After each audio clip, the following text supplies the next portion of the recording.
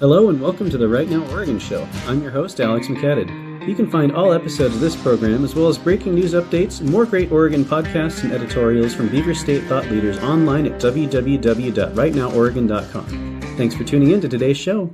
Please introduce yourself and tell us which office you're running for. Good morning. My name is Courtney Bangs. I am running for Senate District 16, which encompasses the North Coast, Columbia County, Clatsop, Tillamook, a little bit of Washington, and a couple people from Yamhill. So yeah. Now, can you tell us what you do professionally and if you have any public service background? Yeah, so I have been a school teacher for 2 decades in multiple different types of classrooms from preschool all the way through high school. And this summer, I actually recently resigned to run for this Senate race. But in regards to like my professional career, my heart is being a teacher. And so that is always first and foremost up until this point in my life. And for public service, I have been a Clatsop County commissioner for, I would say this is my 5th year now. And so I ran for a commission seat here in Clatsop County. And Clatsop's a little different. We're a home rule county. And so that just means that we're volunteers. And so I get a little bit of hazard pay. But while I was a commissioner, I was also a school teacher. So, yeah. So I want to hear more about your life story, your biography leading up to your decision to run for state senate. Yeah. So I moved out here from Illinois with my family, and I went to Santiam Christian High School in the Willamette Valley and followed that with a degree from Oregon State University in agriculture, animal science, and a master's in agriculture education. And so I met my husband at Oregon State, and I call myself an import to this community. I've been here for close to 2 decades. And when you live rural, you kind of know that the difference between local and and whatnot. So I'm working on my local street cred. I'm not sure what the threshold is to be an official local, but I am raising sixth generation community members. The children that I am raising, my husband's family has lived on this farm for now the sixth generation. And so it's really important to make this community and the state of Oregon livable for our children. I really want my children to have jobs here when they grow up. I don't want them to move away. I mean, I think that's every mother's wish. So I taught high school agriculture education for a number of years. And during COVID, I was teaching preschool for our local church because all of my children were quite young and it was difficult to find childcare. And so I pivoted in my teaching career so that I could be more available and be a primary caregiver to my kids also. And so I was teaching preschool when COVID hit, and there were a lot of pivots on the landscape during COVID for many of us. And one of those things being school wasn't in session anymore. And so at that time, I was also teaching part-time at a dance studio in town, and dance was also not allowed any longer during COVID and by state rules and regulations. And so we pivoted because emergency childcare was allowed. And so we created emergency childcare. And in doing so, still allowed the kids to be able to partake in activities and dance, and also assist with schoolwork. We realized at that time that at least 5 of us on that staff were certified teachers. And so the next year, instead of watching our kids not be able to attend school again, we opened a private school. And so our children were able to attend school and dance. And I worked for that entity up until this summer. So that's a little bit of my education career. It's been private school, homeschool, and public school teaching, along with early child development. And I've loved it. What got me into politics, I've always said I hated politics. It's kind of funny and ironic now that I'm here. But what got me into politics was the cap and trade conversation and going to a town hall with our then representative for the North Coast, and she wasn't representative of our community. She kind of refused to hear us, I guess was the best way to describe it. And so from the cap and trade conversation led to Timber Unity, and I was a part of that. And that led to me serving on Oregon Women in Timber. And um, uh, a speech I gave being lived on Facebook, and I got 3 phone calls the next week asking me to run for some office. And amongst those phone calls, we established that I would run for commission. And so I flipped the seat that I ran for conservative. And so our commission has been conservative for the last 5 years. And so we've gotten a lot of work accomplished, which has been nice. When Senator Weber couldn't run again for the next term, she and I had a number of conversations asking if I was ready and if my family was old enough to be able to serve in Salem. And so it took, I think, until now for me to want to serve in Salem. It's a lot when you have a young family and you live so far away from Salem, and I didn't want to leave my children in a lurch. And so all of my kids are more independent now. I have a feeling that one of them will come to Salem with me periodically, just because he's young and he likes to hang out with his mom and he's homeschooled. And so, yeah, that's how I got here. I've just become really passionate. Once you figure out what's happening on the landscape politically and how to interact with it, it's almost like you can't quit, because it's the more you know that really drives you. And walking away or not pursuing a way to help my community and the communities surrounding me, I would hate to see a legacy position like the Senate seat go to somebody who won't show up. And it is just really, truly, deeply important to me for whoever attains the seat, and hopefully it's me, for that person to show up and to be everywhere and to listen and to pick up the phone. So, yeah, I'm just trying to follow that legacy. Can you tell me more about your community of Clatsop County? Yeah, so we are fishing, farming, forestry, healthcare, and schools. Those are our number one fiscal drivers. And we are also a big chunk of tourism. And so it brings together people from just all over the place. We have a large retiree population and a population of second homeowners. And so it's diverse.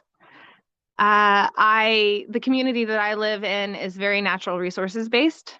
It's more rural.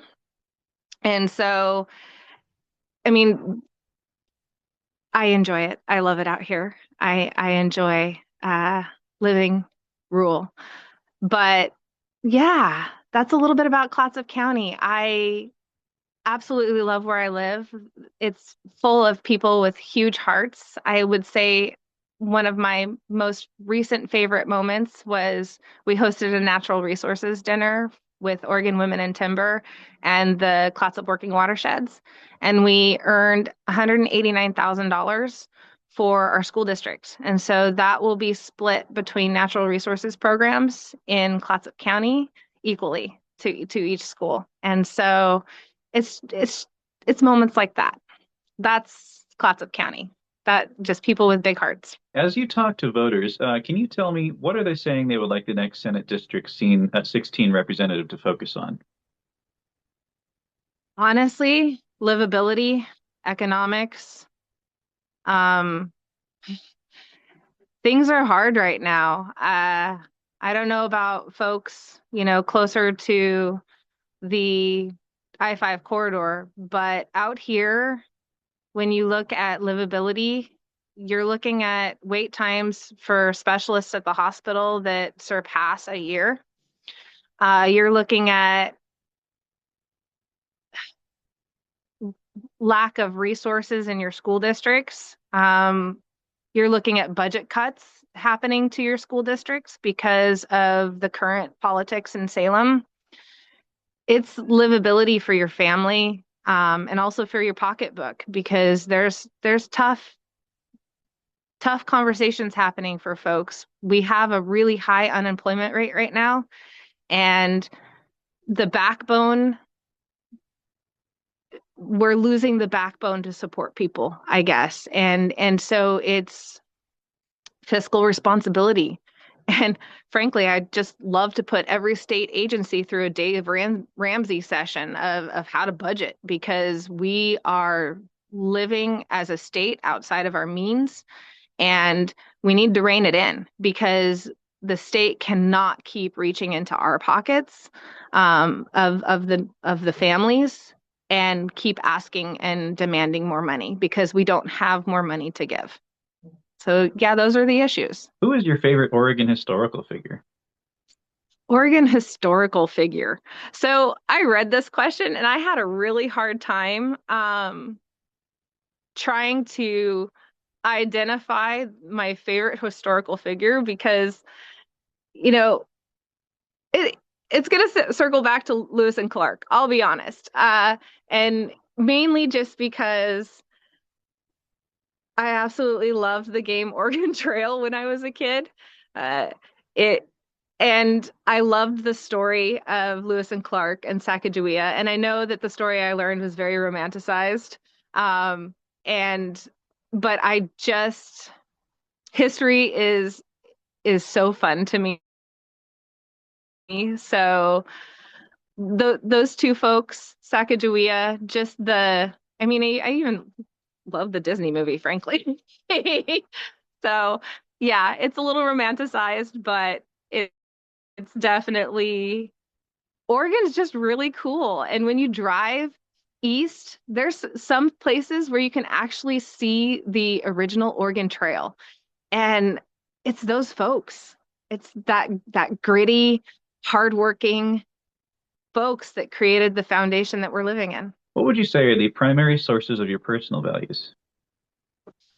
My faith, definitely my faith is the primary source of my values. I have always trusted God in the direction of my life. And so when I jumped into politics, I did it not because I felt like it was something that I wanted for myself.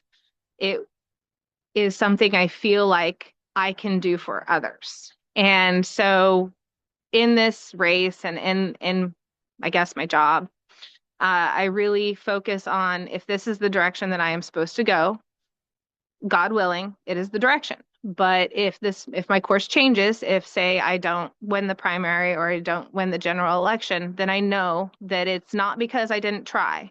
It's because God has something else for me. And so definitely my faith and then my family. I have a wonderful, both immediate family with my parents and my brothers, but also with my in-laws, very supportive. They're my neighbors. That's another thing about living rural. I am able to live next to my husband's families, my husband's brother and his wife, my husband's parents. It has just created a foundation for me that allows me to do hard things. And I see running for Senate and being a senator as a hard thing. Now it's time for my world famous lightning round. First up, ducks or beavers? Beavers. All They righty. still own me, I'll be honest. Those darn student loans. Yeah, you might as well. All right, next up, what is your favorite Senate District 16 landmark? My favorite Senate District 16 landmark. That was another tough one. I might give you two. So Okay. Nikolai, which is on the state forest. It's just if you love living out here, you love recreating, you love being hunting, Nikolai. And then the other one would be probably Cannon Beach, just because, oh man, it's beautiful over there if you hit it on a really good sunny day. All righty. What is your favorite Oregon produced beverage? Oregon beverage. Yeah. So I don't drink alcohol a whole lot, so I can't really go that direction. We've got a lot of wonderful breweries, and I have amazing, amazing friends that own their own breweries out here. Water from Culver, Oregon. So Cul Culver, Oregon has a well, it's Coca-Cola. It's a Coca-Cola plant, and it's homegrown water. It tastes All really righty. good. All right. What is your favorite Oregon produced food? Favorite Oregon produced food. So we have a lot of hazelnuts. And really, you can't go wrong with chocolate, so Nutella. All right. And last up, what is your favorite restaurant in Senate District 16? Fulio's. It's a really small Italian restaurant in Astoria, and it was my first date restaurant with my husband, and it's been our anniversary restaurant ever since. How can voters connect with you and learn more about your campaign? I'm pretty accessible. I'm almost positive that anybody can find my cell phone number if they tried hard enough. But Facebook, Instagram, my email, I'm pretty accessible. I I want people to reach out, ask me questions, ask me for help. Uh, Being an active working commissioner, I'm I'm still working. It's my job to help people. So yeah, I you can almost find me anywhere. Do you have any final thoughts for voters? Final thoughts for voters. This year is important. I would say show up for the primary and vote. The primary will structure what happens during our general election. And just please show up and vote and do your own research. Please don't be dependent upon your neighbor and what your neighbor thinks. Don't be dependent upon whatever narrative is being spun on social media. Do your research. Google the people. A lot can come up when you use the Google, and just engage. Now more than ever, is it important for folks to engage and share what they need with their local representatives, because I think we saw with the gas tax, people engaged. It felt good. It was amazing. And I just want more of that.